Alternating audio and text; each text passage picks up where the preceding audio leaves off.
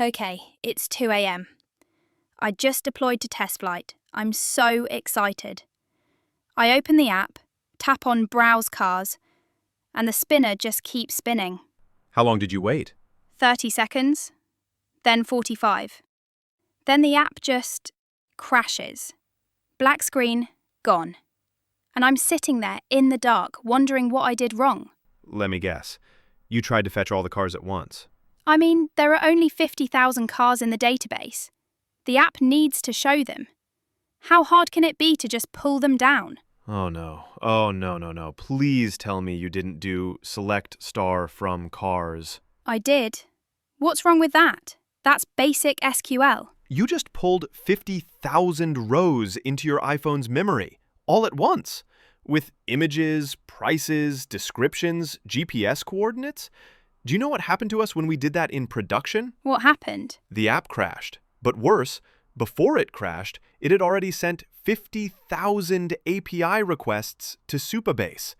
Our bill went from $8 a day to $247 in 6 hours. $247 for one bug.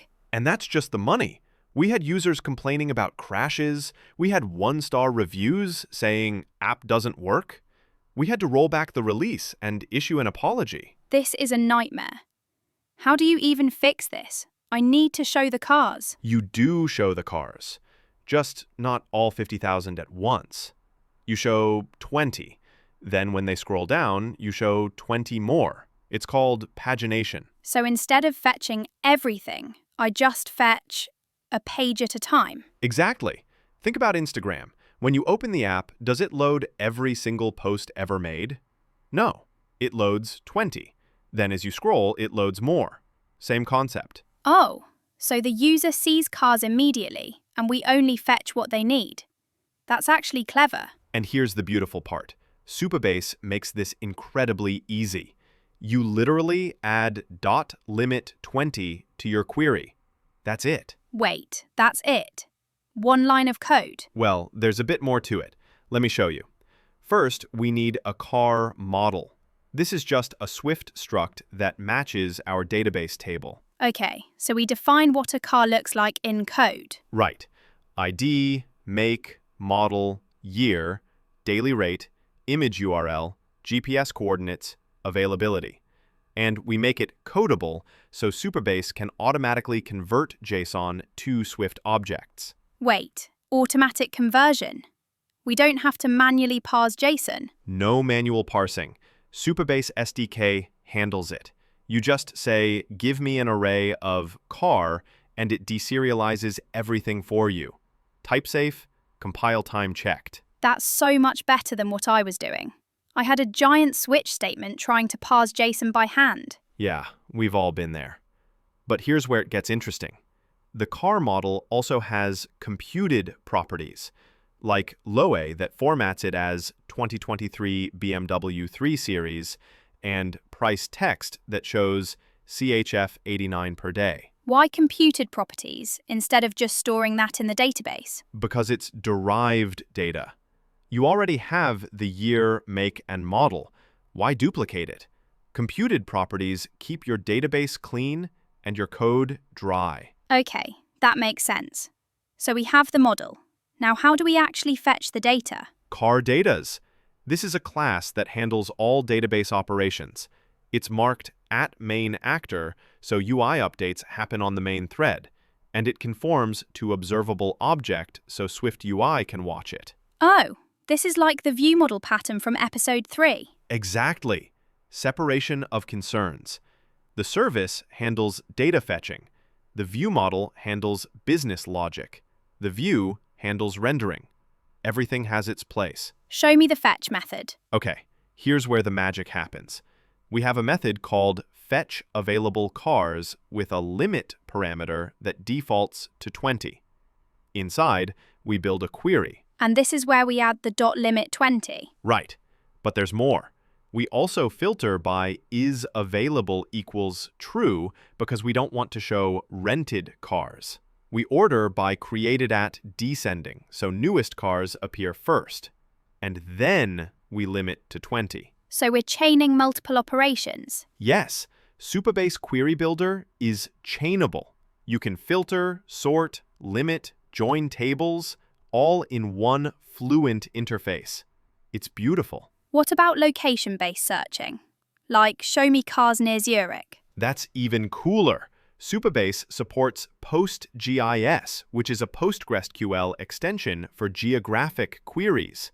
You can do radius searches, distance calculations, bounding boxes, all at the database level. Wait, the database does the geographic math? Yep. You send coordinates, specify a radius, and Supabase returns only cars within that area. No need to fetch everything and filter client-side.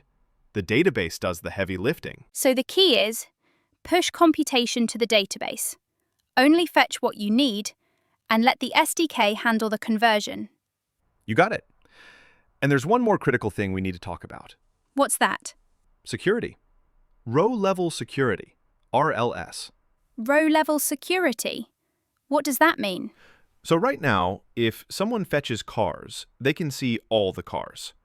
But what about user-specific data, like bookings? You don't want user A to see user B's bookings, right? Oh God, no. That would be a privacy disaster. And that's exactly what happened to us in week 2. We forgot to enable RLS on the bookings table. A user figured out they could modify the API request and see other users' bookings, names, phone numbers, addresses. That's a data breach. Yup. We caught it before it went viral, but it was close. And the fix? RLS policies at the database level. You write rules that say users can only see their own bookings. And Supabase enforces this automatically? Automatically. Every query checks the policy. Even if someone hacks the client code, they can't bypass RLS because it's enforced by PostgreSQL itself. Okay, so we have pagination, we have security, we have efficient queries. Test time? Test time. Run the app. Watch the console. Opening the Browse Cars screen, I see a spinner, and here come the logs. Fetching cars limit 20. Fetched 20 cars. And the screen updated. How fast was that? Instant, like under a second. The image is loaded, the prices show up, everything's there. Now, scroll down to the bottom. Scrolling, scrolling. Okay, I hit the bottom. Oh, it's loading more. Fetching cars limit 20. And now I have 40 cars. That's pagination in action. The app detects when you reach the end, fetches the next page, and appends it seamlessly. This is so smooth. And my memory usage? Check Xcode's memory graph. What do you see? 47 megabytes. That's nothing. Exactly. When we tried to load all 50,000 cars, memory hit 2.3 gigabytes. The device couldn't handle it. Now, 47 MB. And it stays low no matter how much the user scrolls. Okay, I feel so much better. We went from crash on launch to smooth as butter in 20 lines of code? The fix is simple once you know what to do, but finding out the hard way is painful. So, to recap, always paginate, filter at the database level, use limit, enable RLS for security, and let Supabase handle the heavy lifting. Perfect summary. And here's the best part. This pattern works for any data. Cars, users, bookings, messages, same approach. All right, I'm ready to ship this. Users can browse cars. They load fast. Memory is under control. What's next? Well, now users can see the cars, but they want to ask about them. Ask. Like a search bar. Better. AI chat. Real time. Streaming responses. Hey, can you find me a BMW with good fuel economy near Zurich? And the AI responds, live, like ChatGPT. That sounds incredible. How hard can it be? We already have the database queries. That's what we thought, until we tried to build it. Real-time WebSocket connections, streaming AI responses, message persistence, typing indicators. It nearly broke everything. Wait, what do you mean it nearly broke everything? Let's just say WebSockets and iOS don't always get along. Connection drops, memory leaks, race conditions. We had messages appearing out of order. We had duplicate messages. We even had messages from other users appearing in the wrong chats. Other users' messages? How is that even possible?